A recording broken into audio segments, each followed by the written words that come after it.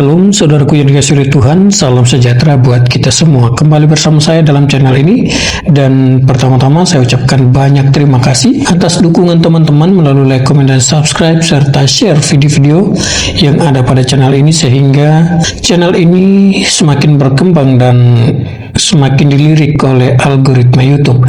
Karena itu teman-teman dan saudaraku yang dikasihi oleh Tuhan, doa dan harapan saya kiranya Tuhan Yesus senantiasa memberkati teman-teman dan Bapak Ibu sekalian.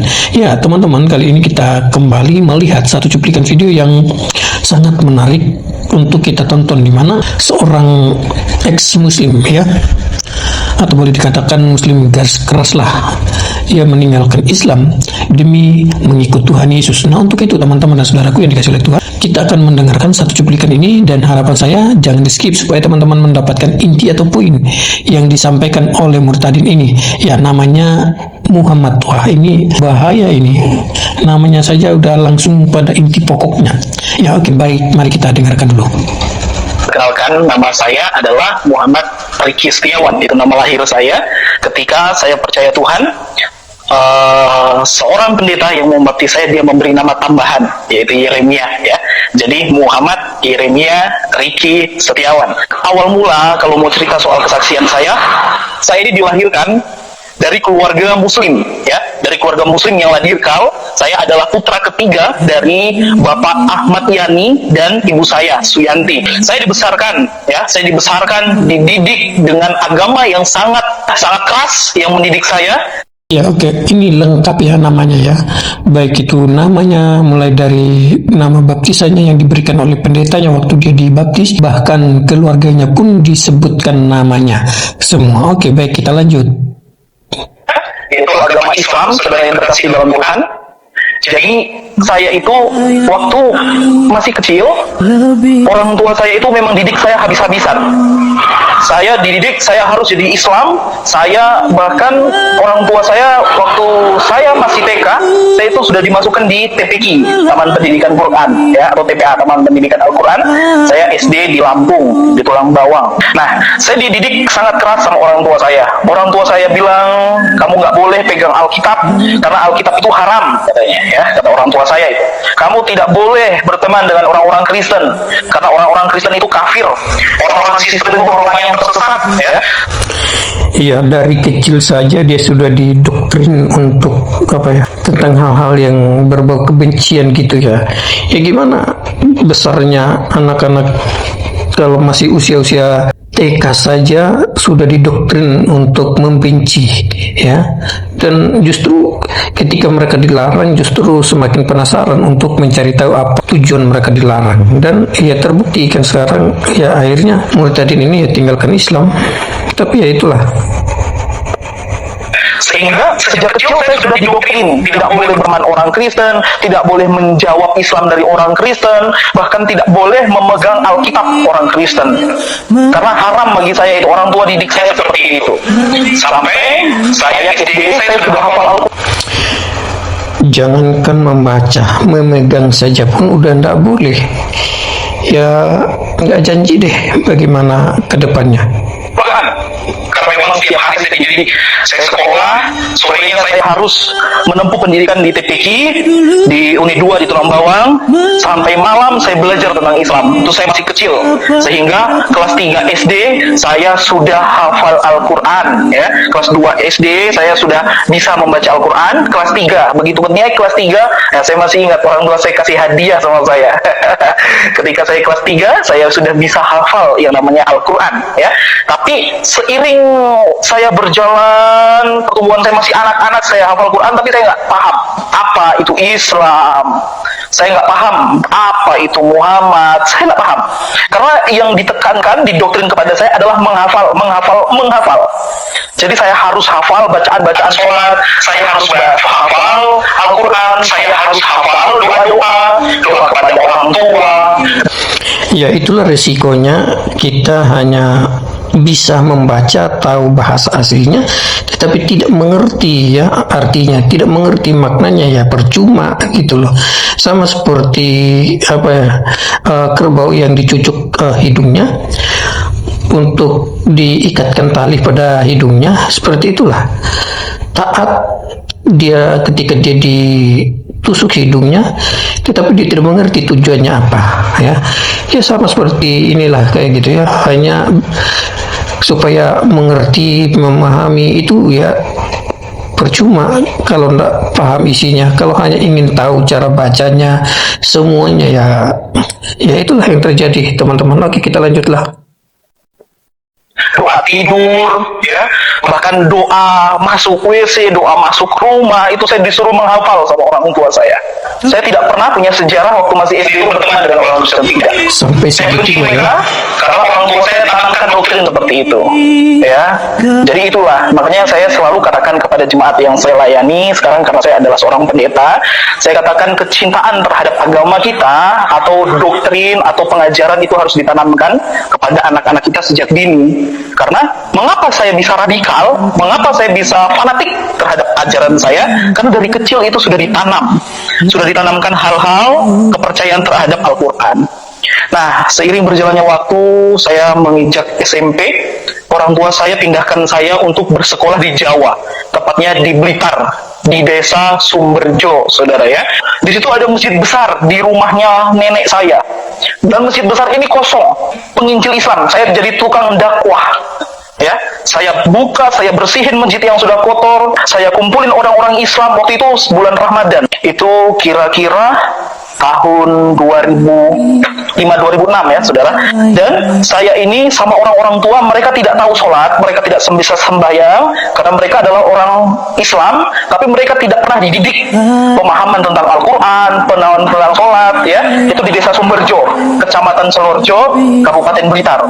Nenek saya dan om-om keluarga saya masih di sana sampai sekarang. Makanya saya rindu menyapa mereka, ya, sekalipun mereka belum bisa menerima keadaan saya yang seperti ini.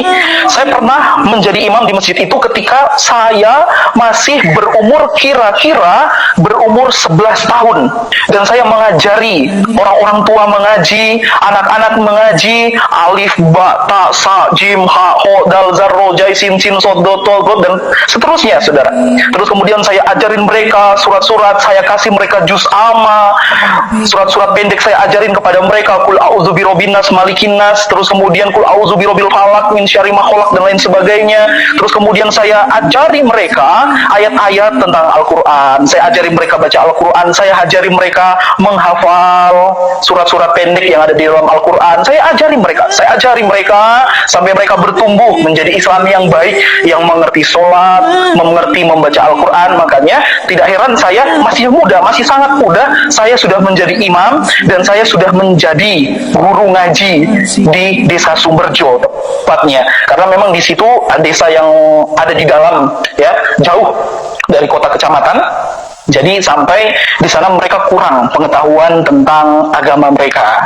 Mereka menyatakan diri Islam karena begitu lahir sudah Islam, jadi mereka berpikir seharusnya saya Islam ya, gitu, saudara ya. Makanya Ya, teman-teman, jadi tidak diragukan lagi ya kalau mengenai pemahamannya tentang Islam. Jadi dia sangat lancar dan masih fasih sekali mengungkapkan bahasa-bahasa Al-Quran atau teks-teks asli Al-Quran, yaitu bahasa-bahasa Arab. Bahkan dia juga di usia-usia masih belia lah gitu.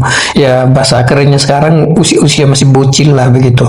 Dia udah mulai mengajari anak-anak, orang-orang tua, ya kan gitu ya. Dan ya luar biasa lah, Tuhan mengubah hatinya, mengubah hidupnya, dan akhirnya dia terima Tuhan Yesus sebagai Tuhan dan Juru Selamat pribadinya. Dan ya akhirnya dia juga menjadi pelayan Tuhan sekarang ini, seperti yang disaksikan di awal tadi. Baik, kita lanjut lagi. makanya mereka sayang sekali sama saya.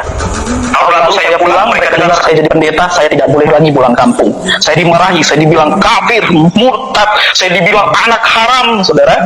Tapi saya tetap mengucap syukur karena Tuhan Yesus baik. Nah, seiring berjalannya waktu, ketika saya ada di Jawa, ya, saya bisa melahirkan generasi-generasi yang bisa membaca Al-Quran. Kemudian masjid itu sekarang berkembang. Saya pulang tahun lalu ke Jawa, masjid itu sudah sangat besar sekarang, ya. Dan mereka tetap ingat sama saya. Makanya ketika saya pulang, mereka senang sekali, mereka sayang. Tapi sayangnya saya sudah jadi pendeta, mereka marah. Nah, dan kemudian ketika saya sudah sangat mencintai agama saya Islam, ya, kemudian dari Jawa saya dipindahkan sekolah sama orang tua saya dipindahkan ke Jakarta. Di Jakarta, saya masih sangat cinta dengan agama saya, dengan agama Islam tentunya. Saya rajin sholat, saya rajin membaca Al-Quran, tetapi karena pergaulan di ibu kota terlalu jahat, terlalu bebas, makanya pesan moral saya bagi orang tua atau anak-anak muda, hati-hati dengan pergaulan sekarang. Alkitab saya itu berkata, berhati-hatilah, berwaspadalah, karena hari-hari ini adalah hari-hari yang jahat. Jadi tidak salah kalau pergaulan sekarang itu pergaulan yang bukan main, kehilangan etika, kehilangan moral, ya. Mereka bilang, kalau nggak ngerokok nggak gaul, kalau misalkan tidak minum alkohol tidak gaul, ya, kalau belum pacaran nggak gaul. Makanya sekarang kita nggak salah sekarang ya, zaman sekarang kita lihat anak SD saja sudah pacaran ya. Karena begitu pergaulan. Akhirnya saya terjebak dengan pergaulan bebas. Saya terjebak dengan narkoba yang awalnya dari rokok. Saya menghisap rokok, saya kecanduan, dan kemudian itu tingkat itu berganti terus naik sampai saya pakai narkoba.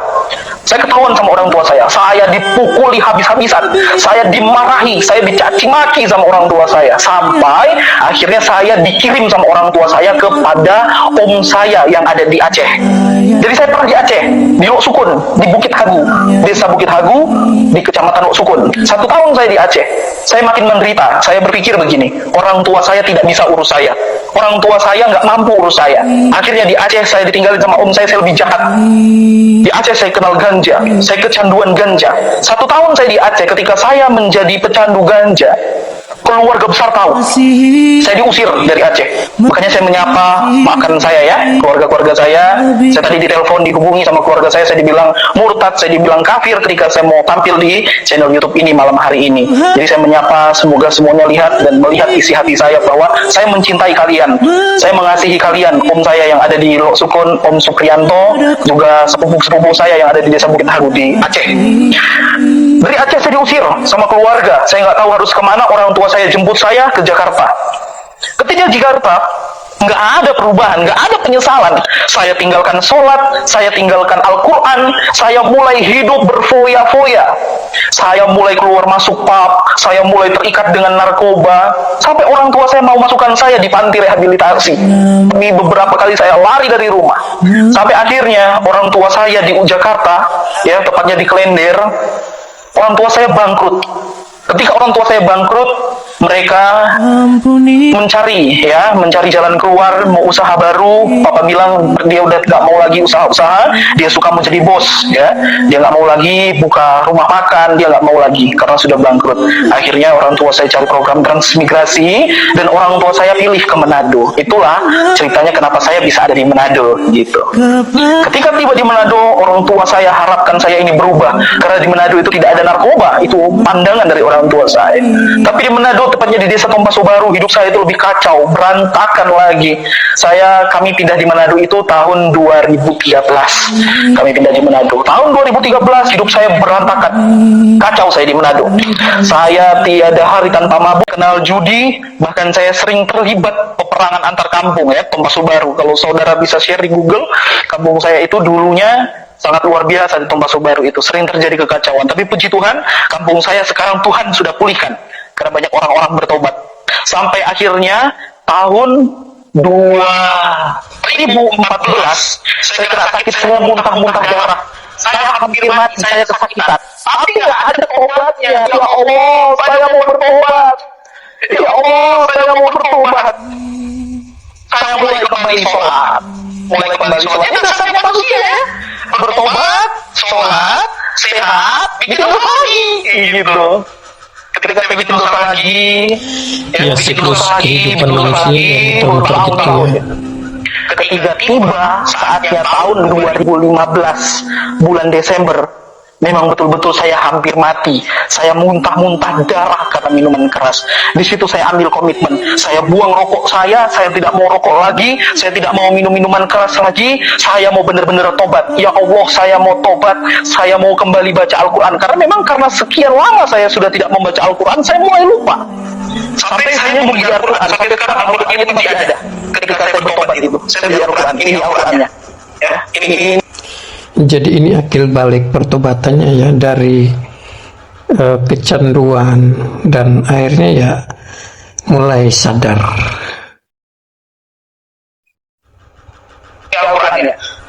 saya simpan, dan saya baca tiap hari. Namanya di Manado, mayoritas Kristen. Makin bertumbuh iman saya. Saya rajin sholat, dan saya di desa Liandok, di transmigrasi itu, pimpinan masjid pilih saya sebagai ketua pemuda remaja pengurus masjid. Ya, saya dipilih oleh Bapak Amiruddin, ya, Ustadz kami yang ada di Liandok itu, di desa Tompaso Baru di Manado. Saya setia, ya, tapi di balik kesetiaan saya itu saya sering menjatuhkan tetap orang-orang Kristen. Karena apa? Sejak kecil orang tua saya sudah tanamkan orang Kristen itu kafir, orang Kristen itu sesat, orang Kristen itu musuh. Saya ditanamkan begitu sama orang tua saya. Makanya saya sangat benci sama orang-orang Kristen. Tapi begitu menginjak tahun 2016, ya, saya tiba-tiba minum minuman keras lagi. Ketika minum minuman keras itu, waktu itu tahun baru 2016, ya, dari tanggal 30 di akhir tahun mau ke tanggal 1 malam puncaknya itu, saya tiba-tiba mabuk, dan saya sadar pagi-pagi saya sudah ada di depan gereja, di depan pastori. Saya kabur karena saya malu sama pendeta. Saya mabuk di depan pastori. Pendeta bawa saya masuk ke tempat tidur. Terus kemudian pendeta ini, saya muntah darah lagi. Pendeta ini, Bapak Pendeta Denny Morai namanya. Dia yang bersihin baju-baju saya dari darah, dari muntah-muntah, saya dibersihkan. Pagi-pagi saya malu, saya kabur. Dan kejadian itu datang lagi. Besoknya saya mabuk-mabuk di kampung lain, tapi tiba-tiba saya ada di situ. Saya mulai takut. Loh, kenapa ini? Masa saya mabuk di kampung lain, tapi tiba-tiba ketika saya pingsan, saya ada di tempat Bapak Pendeta Denny Morai ini tadi. Wah, saya mulai ketakutan. Wah, bener-bener ketakutan saya. Ketakutan kayak gimana ya? Pokoknya takut sekali. Tapi di sisi lain, saya berpikir, ini Bapak Pendeta ini baik sekali. Kenapa dia mau ambil saya, ya, di got di pinggir jalan? Saya diambil, baju-baju saya dibersihkan, terus kemudian saya dibawa masuk ke dalam kamar, dipakaikan selimut, saya dibersihkan. Bangun pagi saya sudah ada kopi, biarpun kopinya nggak saya minum, saya lari, ya, karena saya malu. Tapi pendeta ini baik. Tapi saya tetap benci. Kafir, namanya pendeta itu pimpinan kafir. Pendeta itu sesat, yang suka menyesatkan umat, itu pendeta yang saya tahu. Sekalipun dia baik, tapi di sisi lain dia baik sekali. Selama ini keluarga saya, ketika saya mabuk, namanya orang tua pasti nggak mau lihat anaknya jatuh di pergaulan yang tidak baik. Ketika saya mabuk di pinggir jalan, orang tua saya lewat, ya, dia nggak pusing. Papa saya nggak pusing. Papa saya udah nggak anggap lagi saya anak, karena sudah terjebak di pergaulan yang tidak baik. Tapi kemudian pendeta ini selalu menaruh kasihnya kepada saya. Dia yang melayani di desa kami. Ketika saya mabuk, saya tidur di gereja atau di pastorinya Bapak Pendeta Denny Morai ini, saya ketakutan. Saya bilang, Bapak ini kafir, tapi di sisi lain Bapak ini baik sekali. Dari situ karena saya ketakutan, saya bertobat lagi tahun 2016 itu, bulan Januari tahun 2016. Saya bertobat lagi. Ya Allah, saya mau tobat. Saya mulai lagi mau sembahyang. Ya, saya mulai sembahyang, dan waktu itu ada keponakan-keponakan saya ajarin mereka sholat.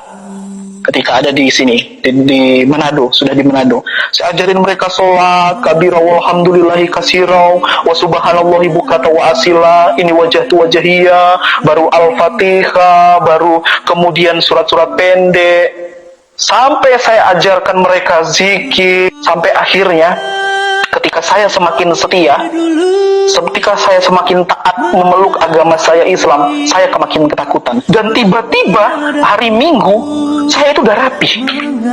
Bangun tidur, saya mandi, saya sudah rapi. Saya bingung, mau kemana saya ini? Ini hati suka masuk ke gereja. Saya ketakutan, saya nggak bisa tidur, saya stres, keluar keringat.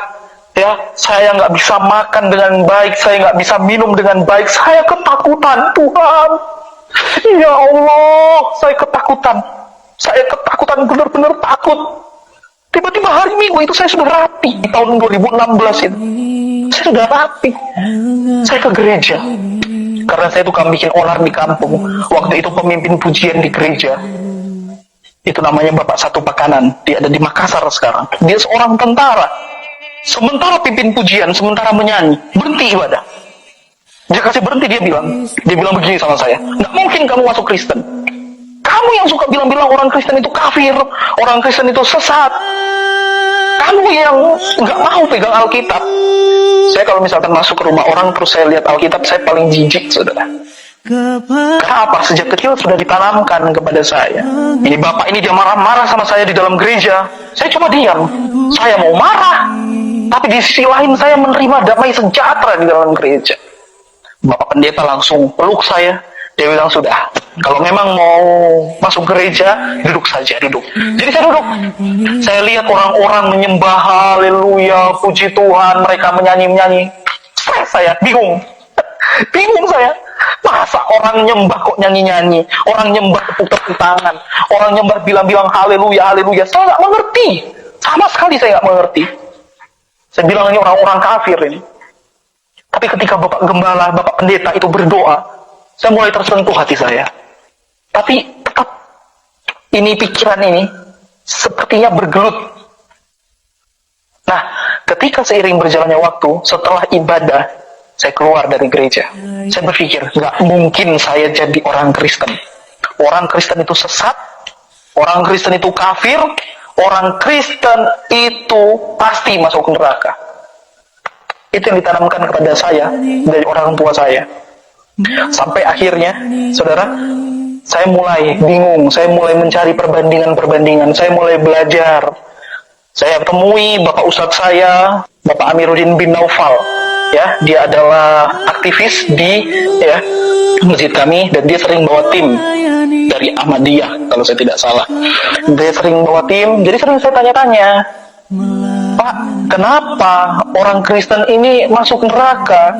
Mereka bilang, ya kalau misalkan orang Kristen semua orang di dunia ini masuk surga, full surganya. Dia bercanda begitu sama saya. Saya bingung. Saya tanya lagi, kenapa sih kita nggak boleh makan babi? Bapak Amiruddin langsung bilang, Bapak Ustadz ini langsung bilang, ya babi itu bertaring, tidak boleh dimakan. Kenapa tidak boleh dimakan? Kamu lihat orang-orang Kristen yang makan-makan babi, yang makan-makan anjing, kamu lihat muka mereka serem-serem, muka mereka kayak anjing, muka mereka kayak babi. Saya berpikir, nggak masuk akal deh kayak begitu. Nggak masuk akal. Pada dasarnya saya lihat wajahnya Bapak Pendeta ini, saya sayang sekali sama dia.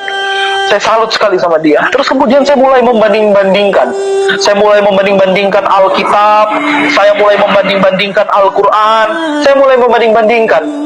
Tiba-tiba yang saya pikir Alkitab itu haram, saya jadi penasaran. Apa sih isinya di dalam Alkitab? Wah, lebih kacau lagi saya. Abis saya. Lebih kacau lagi. Tiba-tiba hari Minggu depan, saya ini tiba-tiba mandi lagi. Saya sudah pakai baju rapi, dan tiba-tiba ini hati ini pokoknya seperti ditarik begini. Seperti ditarik, kamu harus masuk gereja pokoknya. Ini hati saya ini rindu masuk gereja. Saya masuk ke gereja. Ada damai sejahtera. Saya tidak alami lagi ketakutan. Saya tidak alami lagi itu ketakutan, memang ketakutan yang mengerikan. Seumur saya hidup saya nggak pernah ketakutan seperti itu. Saya ketakutan, saya datang ke gereja, saya alami damai sejahtera. Akhirnya saya bilang begini, saya keceplosan sama Bapak Pendeta. Bapak Pendeta, gimana caranya menjadi orang Kristen? Saya mengambil keputusan untuk jadi orang Kristen. Bapak Pendeta baptis saya itu tanggal 27 Februari tahun 2016. Saya dibaptis oleh Bapak Pendeta di Morai. Ketika saya dibaptis, saya menyatakan diri saya orang Kristen. Orang tua saya usir saya. Orang tua saya marah sama saya. Orang tua katain saya, kamu anak durhaka, enggak dengar sama orang tua. Saya dipecat jadi anak. Saya dibegituin sama orang tua saya, sama papa saya. Saya dimarahin. Kamu itu dari kecil itu papa sekolahin kamu di TPQ. Papa ajarin kamu baca Al-Quran. Papa ajarin kamu untuk menghafal Al-Quran. Bahkan kamu bisa jadi imam, bisa jadi penghafal Al-Quran. Saya sudah berkali-kali khatam, sudah tidak terhitung lagi. Karena orang tua saya itu didik saya dengan keras. Saya diusir. Oh, keluarga-keluarga yang dari Aceh, yang dari Magelang, yang dari Jawa, yang dari Blitar, yang dari Surabaya, saya diserang habis-habisan. Saya dibilang, kamu nggak boleh lagi pulang ke Jawa, kamu nggak boleh lagi datang ke Aceh. Saya mulai alami intimidasi. Saya mulai mengalami, saya ini dibenci, saya dimarahi sama keluarga. Tapi di sisi lain, saya bersyukur sekali sama Tuhan. Saya bilang begini sama Tuhan, Tuhan, saya nggak tahu siapa itu Yesus. Saya nggak tahu sama sekali siapa itu Yesus. Tapi kalau memang Yesus itu Tuhan, nyatakan. Saya minta tanda sama Tuhan, kalau saudara mau tahu. Saya bilang begini sama Tuhan, Tuhan, kalau memang Yesus itu ada, saya ini udah dibuang sama keluarga saya. Saya udah nggak ada pekerjaan, saya dibuang sama keluarga saya, terus saya mau hidup dari apa? Banyak orang-orang bilang, dibayar berapa kamu masuk Kristen? Dibayar berapa kamu jadi orang Kristen? Dibayar berapa kamu? Oh Tuhan, saya tinggalkan pekerjaan, saya tinggalkan keluarga karena saya ikut Tuhan. Karena apa? Tuhan jamah hati saya. Saya bilang, yang rubah hati saya ini bukan pendeta.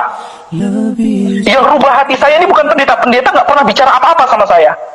Bukan orang-orang Kristen yang ubah hati saya, tapi Roh Kudus Tuhan yang ubah hati saya. Makanya saya selalu katakan, manusia di dunia ini tidak ada yang bisa mengubah hati, tapi cuma Tuhan yang mampu mengubah hati. Nah, ini keputusan hati saya. Keputusan hati saya untuk terima Tuhan. Saya bilang, Tuhan, tandanya seperti ini. Kalau orang tua saya, mama dan papa percaya Tuhan seperti yang saya alami, tidak ada yang memberitakan Yesus, tidak ada yang memberitakan Alkitab. Saya bilang sama Tuhan, Tuhan, saya mau jadi pendeta. Saya mau sekolah Alkitab. 3 bulan saya berdoa. 3 bulan saya berpuasa. Gak punya uang. Gak punya uang, saudara. Gak punya uang. Ikut Tuhan gak punya uang. Gak ada yang bayar. Dari tuduh-tuduhan kalau saya dikatakan saya ini dibayar dan lain sebagainya. Saya kelaparan, saya berpuasa, tekuk lutut, saya berdoa. Di sisi lain keluarga-keluarga saya telepon saya, beberapa keluarga saya blokir saya di FB, blokir di WA, saya diblokir, saya dimarahi sama keluarga saya. Saya sayang mereka, tapi saya dimarahi, saya dikatakan kafir, murtad, durhaka. Jangan bicara, saya mau bicara itu jangan bicara. Kamu udah tahu-tahu salah mau bela kamu. Saya berdoa sama Tuhan, 3 bulan saya berdoa, saya tekuk lutut, saya berdoa terus, Tuhan pulihkan orang tua saya, Tuhan pulihkan orang tua saya. Saudara, pada hari kenaikan Tuhan Yesus itu bulan Mei, saya tidak salah bulan April atau bulan Mei, tiba-tiba orang tua saya datang ke gereja. Saya kaget. Saya waktu itu, selama itu saya tinggal sama Bapak Pendeta, tapi karena saya malu mau minta makan terus sama dia, enggak. Saya malu. Waktu pas kenaikan Tuhan Yesus Kristus tahun 2016, hari raya kenaikan, orang tua saya datang, mama dan papa. Saya tanya, siapa yang panggil masuk gereja? Enggak. Saya tanya, siapa yang ajari Tuhan? Enggak. Terus mama saya bilang begini, mama sering nangis, mama udah nggak lihat kamu lagi. Orang-orang datang. Saya biasa dipanggil Ricky di kampung. Dulu dia tuh kamu bikin rusuh di kampung. Mukanya itu nggak pernah, kalau orang Manado bilang, nggak pernah nggak pernah lurus mukanya, bengkok terus. Karena muka mabuk itu jelek banget, saudara. Tapi sekarang setiap kali dia ketemu orang, dia senyum, dia sapa. Kenapa? Saya termotivasi dengan pendeta saya, yang baptis saya, Bapak Pendeta Bideni Mora, yang kasih nama saya Yeremia. Saya termotivasi hidup seperti dia. Saya mau hidup seperti dia. Banyak orang sayang, banyak orang senang. Jadi kemana-mana saya sapa orang, saya senyum. Nah, mereka sampaikan ke orang tua saya tentang perubahan saya. Mama saya senang. Jadi saya mau katakan, pesan saya juga bagi orang-orang Kristen, bukan cuma berkhotbah, gaya hidup yang bisa jadi berkat, itu bisa menjadi teladan bagi orang-orang di luar sana. Orang tua saya tidak pernah ada yang injili, tidak pernah ada yang kasih Alkitab. Jangan-jangan kasih Alkitab, dengar Alkitab aja risih orang tua saya. Nama orang tua saya Ahmad Yani, papa saya Ahmad Yani. Baru nama Ahmad, keras dia, keras. Kalau orang Kristen bilang Assalamualaikum, dia bilang haram. Orang tua saya, tiba-tiba dia masuk ke gereja, saya takut. Saya pikir mereka mau marah, tapi mereka ternyata dijamah Tuhan. Mereka datang ke gereja dan mereka bilang sama Bapak Pendeta, kami mau masuk Kristen. Hati saya langsung berpikir, Tuhan Yesus itu benar-benar ada. Saya bilang, Tuhan Yesus itu benar-benar ada. Dia dengar doa saya. Dia dengar doa saya. Yesus itu benar-benar ada. Yesus tidak mati. Yesus bukan cuma sekedar nabi, tapi Isa Al-Masih itu adalah jalan kebenaran dan hidup menurut Alkitab saya. Saya mulai membayangkan, Tuhan, saya mau tepati janji saya. Saya mau sekolah Alkitab. Tapi untuk mau melewati sekolah Alkitab itu nggak gampang. Orang tua saya terima Tuhan, wah, saya pikir selesai orang tua terima Tuhan. Tidak, keluarga saya ngabis-ngabisin saya, dikata-katain lagi. Kamu kenapa kasih orang tua kamu masuk Kristen? Dibayar berapa sih keluarga kalian? Kalau memang kalian udah nggak punya apa-apa, bilang sama kami, nanti kami kirim uang buat beli tanah di sana. buat beli rumah di sana. Itu keluarga saya yang di Jawa bilang begitu. Oh Tuhan, saya dituduh, dibilang Tuhannya orang Kristen itu 3, Tuhannya orang Kristen itu manusia, Tuhannya orang Kristen itu beranak, katanya begitu. Tapi sebenarnya tidak kan? Itu cuma tuduhan-tuduhan. Saya mulai menyesali, Tuhan, kenapa sih harus begini? Dan Alkitab saya katakan, ikut Tuhan itu bukan senang, tapi turut menderita karena memikul salib Yesus. Orang tua saya mengikut Tuhan itu mujizat, karena saya minta tanda sama Tuhan. Dan kemudian saya harus ikut namanya training, itu 1 tahun. Saya tinggal di rumahnya Bapak Pendeta, saya digodok, saya disuruh bangun gereja. Saya berpikir begini, saya ini mau jadi pendeta atau mau jadi kuli bangunan? Saya disuruh pikul balok, saya disuruh pikul semen, saya disuruh angkat seng, saya disuruh campur adukan semen. Saya disuruh bangun gereja. Bapak Pendeta bilang, kalau gereja ini belum kelar, belum selesai, kamu belum boleh sekolah Alkitab.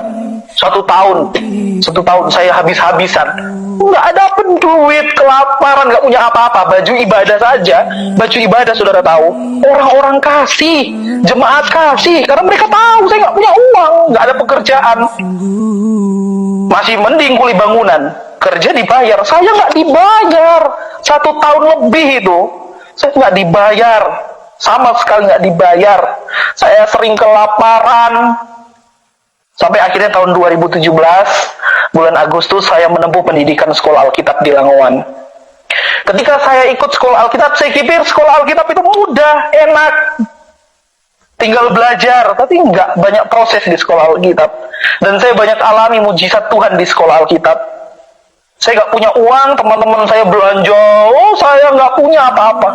Saya sering kehabisan sabun, saya sering kehabisan odol, karena saya nggak punya apa-apa.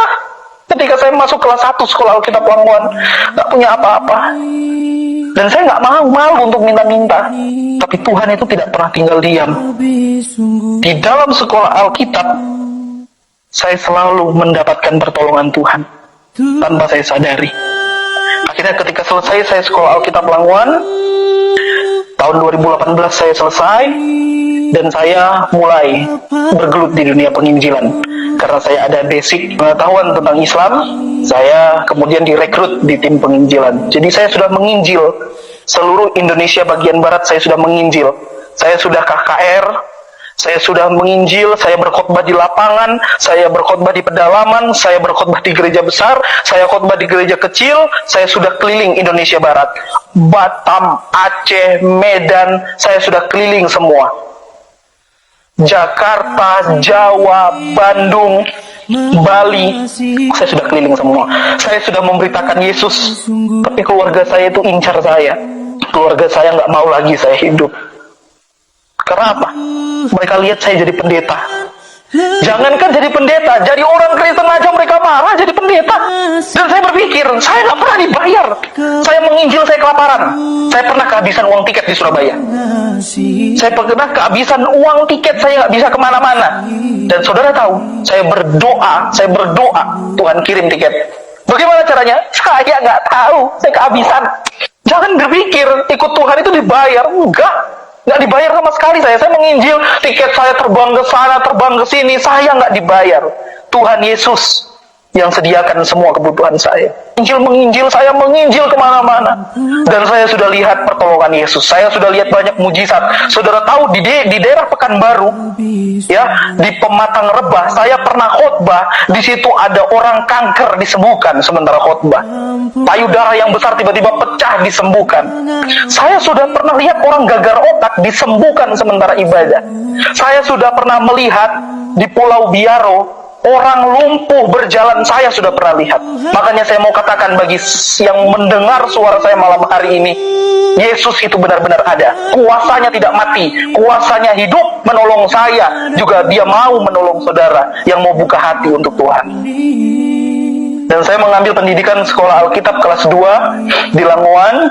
Dan setelah saya mengambil pendidikan sekolah Alkitab kelas 2, Tuhan pertemukan saya dengan istri saya yang baik tentunya, yang cantik, yang luar biasa, yang selalu perhatian. Dia sekarang sementara berdoa sekarang. Ketika kami menikah dan kami cari perumahan, ya. Kami cari perumahan. Saudara tahu pernikahan kami juga mujizat. Saya uang dari mana? Nggak ada yang bayar saya. Saya nggak usaha, nggak tahu-tahu tiap bulan itu harus ada penghasilan, enggak. Dan kami menikah tanggal 18 bulan Juli kemarin. Jadi saya baru menikah, ya, baru 1 bulan menikah, saudara. Kami merintis pelayanan yang ada di perumahan. Dan saudara tahu kami belum ada gereja. Kami belum ada gereja, kami masih beribadah di rumah. Saya berpikir dulu begini, ya, yang ada di pikiran saya. Jadi pendeta itu enak, gerejanya besar, dibangun sama sinode, ya, sama pimpinan gereja itu dibangun, dibayar tiap bulan. Saya berpikir begitu dulu. Dan orang-orang lain pasti berpikir, keluarga saya dipikir, kamu jadi pendeta itu dibayar, dikasih gereja, dikasih rumah, dikasih mobil. Enggak, jangankan mobil, bannya aja saya nggak punya. Sampai sekarang saya masih berdoa, Tuhan, saya mau minta lahan gereja. Berdoa, mau minta sama siapa? Mau minta sama manusia? Enggak. Kami jadi pendeta nggak dibayar. Kami melayani dengan hati. Saudara tahu, belum berapa bulan saya melayani di sini, pernah 1 hari kami kehabisan beras. Kami nggak punya uang. Pernah kami alami itu. Pernah kami alami itu. Kehabisan, kelaparan. Padahal pengantin baru. Tapi kami udah kehabisan. Karena apa? Kami ikut Tuhan. Kami jadi pendeta nggak ada yang bayar. Sekali lagi nggak dibayar, melayani dengan hati. Kalau saya dibayar, pasti saya udah punya gereja sekarang. Tidak. Tapi saudara lihat, ini adalah gereja saya. Ya, gereja tempat saya melayani, saya merintis di perumahan. Kami beribadah itu di depan rumah, di teras. Kami belum punya gedung gereja. Saya masih berdoa sama Tuhan. Kalau jadi pendeta itu dibayar, gerejanya dibangun, enak. Tapi ini enggak.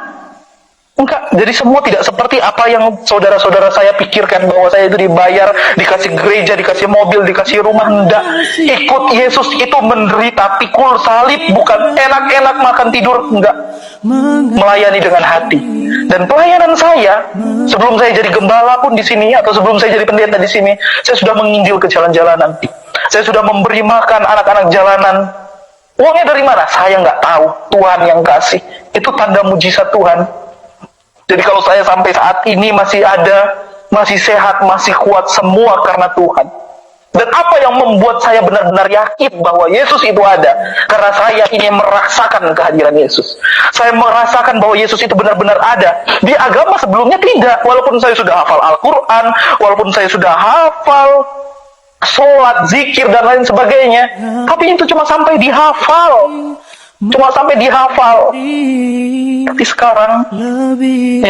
Tapi sekarang, saya bersyukur sama Tuhan. Tuhan banyak didik karakter saya. Kalau saya dipukul orang dulu, saya balas. Sekarang biar orang mau pukul saya, biar orang mau hina saya bilang puji Tuhan. Keluarga saya bilang kafir. Saudara tahu, sebelum tampil di channel YouTube dari Bapak Yusuf Madubulu ini, saya bagikan di Facebook, saya bagikan di grup keluarga. Keluarga saya marah sama saya. Kamu jangan bawa-bawa imam masjid, kamu jangan bawa-bawa pernah jadi guru ngaji. Itu nggak pernah ada di kehidupan kamu. Saya dikatain begitu, saudara. Awas kamu, kami mau laporkan kamu, kami mau laporkan. Keluarga saya bilang begitu, tapi saya cuma bilang puji Tuhan. Saya bersyukur, saya bersyukur Tuhan bisa ubahkan saya. Dan Yesus itu benar-benar ada. Yesus itu benar-benar ada. Saya sudah banyak lihat mujizat Tuhan. Saya sudah banyak lihat pertolongan Tuhan. Saya sudah lihat banyak mujizat Tuhan. Yesus itu benar-benar ada. Apa yang membuktikan Yesus benar-benar ada dalam hidupmu? Buka hati untuk Tuhan. Buka hati. Pasti Yesus mau jamah. Buka hati. Ini pesan saya. Buka hati. Buka hati untuk Tuhan. Buka hati untuk Yesus. Pasti kamu akan rasakan kehadiran Yesus. Pasti kamu akan rasakan keberadaan Yesus. Jadi buat keluarga saya yang masih mengatain saya kafir, yang masih mengatain saya tersesat, om saya yang ada di Lok Sukun di Aceh, sepupu-sepupu saya yang saat ini nonton, ya, ada Denny, ada Putri, sepupu-sepupu saya yang lain yang ada di daerah Bukit Hagu di Aceh. Buka hati untuk Tuhan. Kalau kalian mau percaya Yesus itu ada. Kalian nggak percaya kan Yesus itu ada? Buka hati untuk Tuhan. Buat om-om saya, tante-tante saya yang ada di Magelang, Tante Yus, buat oma saya, atau nenek saya yang ada di Berjo, di Blitar, om-om saya, keluarga saya yang belum bisa menerima keberadaan saya. Buka hati untuk Tuhan. Tuhan pasti jamah. Kan satu tanda bahwa apa yang membuktikan Yesus itu ada. Buka hati. Karena Yesus itu bukan di sini. Yesus itu, kita manusia terbatas. Yesus itu tempatnya bukan di otak. Bukan. Yesus itu ada di hati. Jadi Yesus mau menjamah orang-orang yang membuka hati buat Tuhan. Saya buka hati buat Tuhan. Yesus jamah saya. Yesus pulihkan saya. Sekalipun saya susah, tapi saya percaya Yesus itu ada. Karena saya sudah banyak sekali menyaksikan kemurahan-kemurahan, menyaksikan mujizat Tuhan. Tuhan sudah nyatakan dalam kehidupan saya. Jadi puji Tuhan, inilah kesaksian saya. Pesan saya, Yesus itu tidak tiga. Tuhan Yesus itu tidak tiga. Alkitab tidak pernah dipalsukan. Alkitab sampai sekarang masih asli. Masih sangat asli. Alkitab tidak pernah dipalsukan.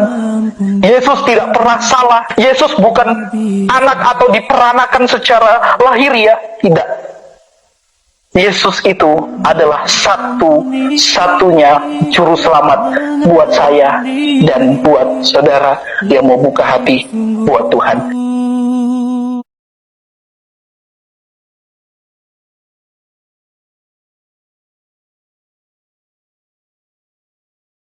Teman-teman dan saudara sekalian, hidup ini hanyalah sementara. Seperti embun pagi akan sirna kala mentari itu bersinar. Hidup ini hanya sementara karena kita tidak tahu kapan waktunya.